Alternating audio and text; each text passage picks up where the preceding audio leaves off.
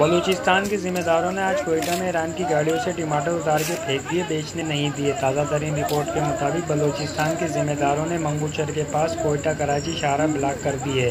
ان کا کہنا ہے کہ ایک بارش نے ہمارا نقصان کیا، باقی بچے کچھ مال کے لیے امید تھی تو حکومت پاکستان نے افغانستان اور ایران سے ٹماٹر پیاز وغیرہ منگوا کر ہمارا مالی قتل کر رہی ہے۔ اس حال میں ہمارا خرچہ بھی نہیں نکلتا ہے کیونکہ ایران میں تیل، گیس، کھاد، زرعی دوائی، بجلی سستی ہے، ہمارے پاس بجلی مہنگا ہے، زرعی دوائی، کھاد، بیج ایران افغانستان سے بہت مہنگا ہے، پھر ہم کہاں جائیں؟ یہ بتائیں ہمیں کوئی۔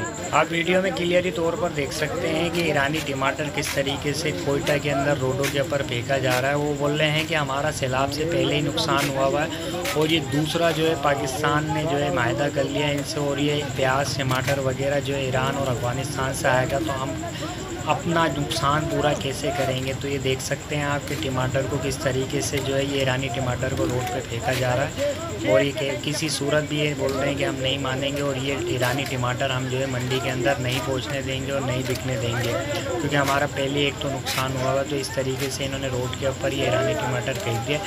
تو اسی طرح کی اور مزید ویڈیو چاہیے ہو تو ہمارے چینل کو سبسکرائب ضرور کر دیجیے، اور ویڈیو پسند آئے تو لائک شیئر کمنٹ کرنا مت بھولیے گا۔ اللہ حافظ۔